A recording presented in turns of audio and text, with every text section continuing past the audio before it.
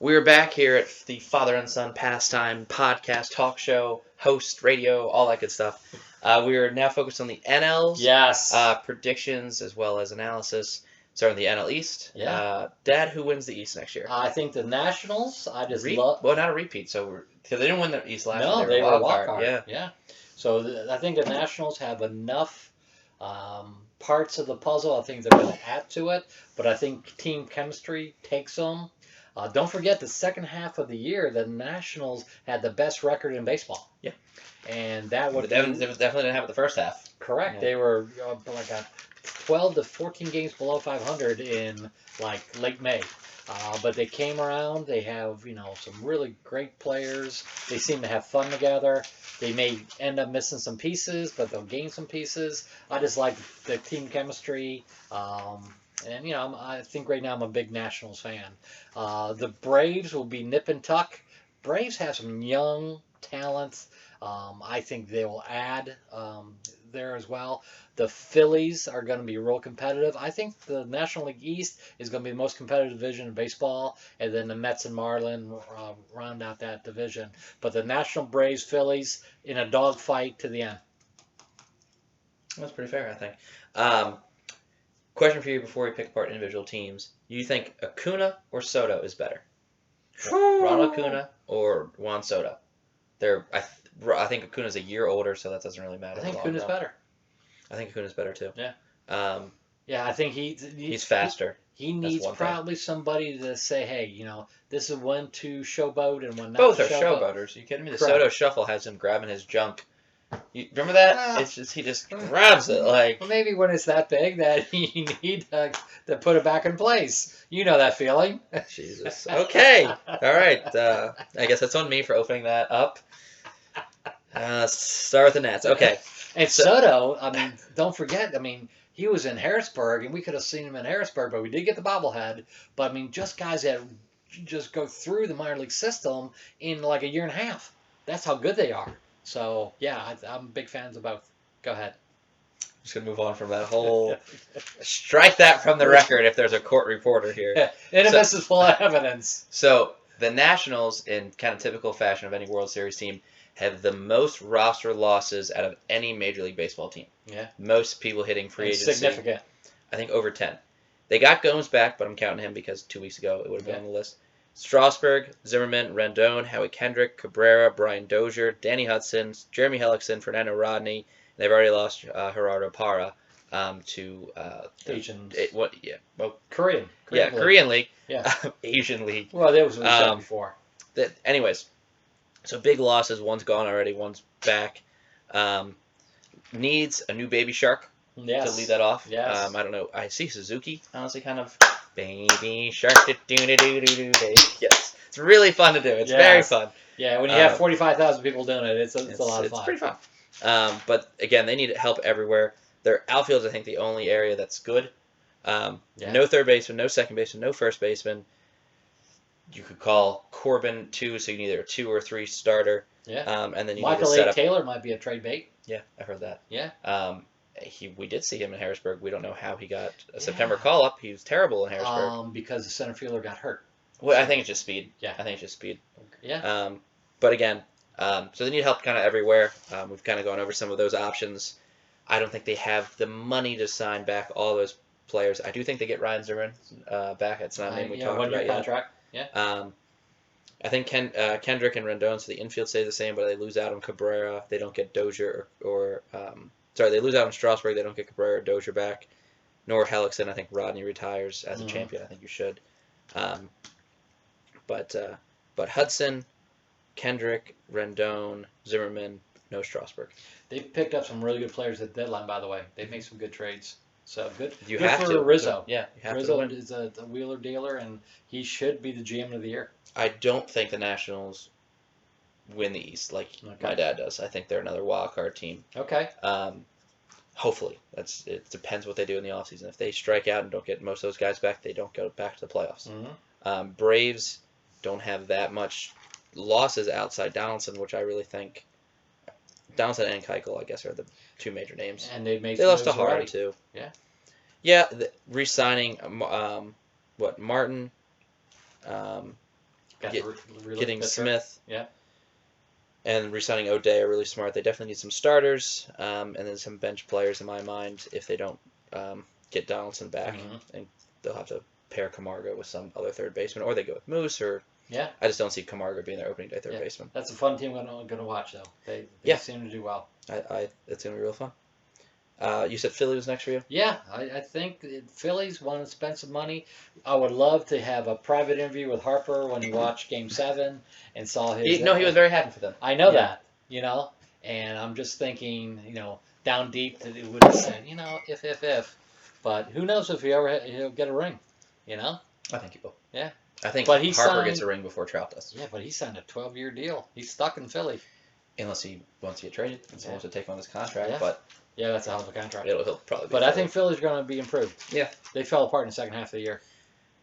I think their focus should be getting a third baseman, and then developing the starting rotation a little bit. When healthy, it's a great team. Like I said, McCutchen, Kingery, Harper the outfield, Hoskins, Segura in the infield, Real Muto, Hernandez is an okay second baseman. Great catcher. Real Muto, yeah. Yeah. They lost kind of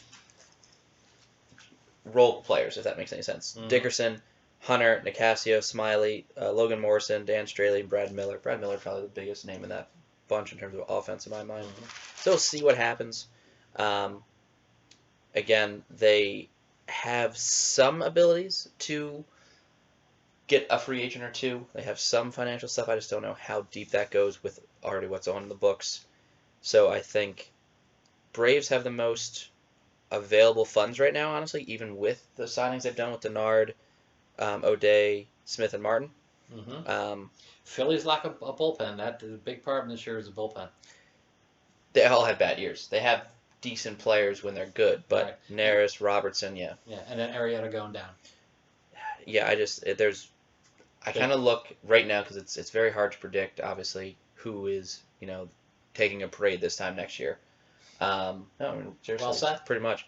The Braves in the East have the least amount of questions, so that's why I'm picking the Braves to win it. Because in theory, if you have 6 holes like the Nationals do or whatever it might be, you have to get 6 of those right to come back to do a parade. Yeah, that's hard. The Braves have less, so in theory, you should be able to have a statistically better chance of repeating or going back to the playoffs. Yeah. I definitely think Mets Marlins though.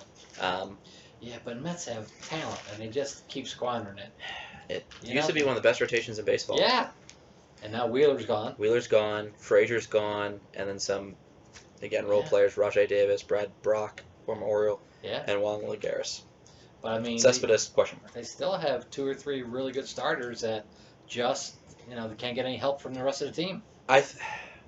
They put money in the wrong people. I know that's always a 20/20 hindsight type of thing, but Cespedes, Robinson Cano, bad moves. Some bad moves.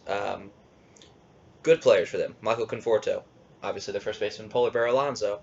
They also have a decent first base left fielder named J.D. Davis who could stay if Cespedes does come back or is trade bait. And also a very super utility guy named Jeff McNeil who reminds me a lot of Ben Zobrist. Yes. Good player. But they also have Jet Lowry, so it's just there's a lot of... I think there's some trade options there. And I think they had some problems with the front office managerial, and the GM got involved with the day-to-day operations. It was a mess. Yeah. It was a mess. Yeah. Shout out to Steven Matz. I know your cousin. Just want to always put that out there. But yeah, I just think that... They're just not going anywhere. Yeah. They can't make... I don't know how much a free agent splash they're going to be, but it's not going to be much. I don't know how much time we spend on the Marlins. They're just they draw a question mark around that whole team. They're losing some good players. I wrote their needs are help. Yeah. I didn't Castro, Prado's going to retire, Neil Walker, Hector Noesi, Kurz Granderson. So a lot of older, aging people there. Doesn't fit the club and everything. They should be doing so well in the international market because they can convince the guys from Dominican and everything that, hey, you're going to be playing close to home. In a very Hispanic part of the United States. It's even tough to call who the centerpiece of that team is. Maybe their third baseman, Anderson. I don't know. But honestly, anyone's available on that team. Most are AAA players. Yeah. And they can't get out of that. Yeah, and I just, again, race to the bottom. One of the worst 4 teams in baseball. Yeah. High draft choice. So, yep. Don't bet on the Marlins this year. Yes. How about this? 50 out of the 4 teams we said were going to be in the basement: Orioles, Marlins, Royals, and Detroit. Do all 4 get 100 losses? Oh, yes. And do all 4 not get 50 wins? Yes to both questions.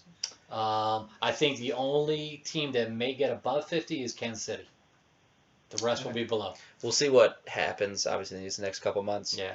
Marlins, I will say right now, will not win 50 games. Orioles want to go 110 losses. That's what they're pushing everything for, is for them to be below, 50 wins, and so they get another high draft choice. But, people are talking about Adley's going to see September. I think that's way too fast.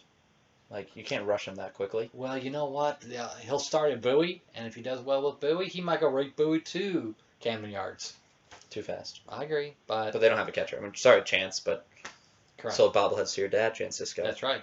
Yeah. That's right. But I just think that he's a kind of kid. Apparently, I haven't seen him play in person yet, but I think if he does really well, like hits above 300, and it gets to be July, I think the Orioles will make that move. And he may hit 180 the second half of the year, but get him in the majors.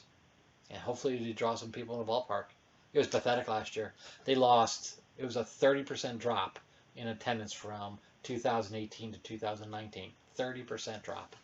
That's a hell of a drop.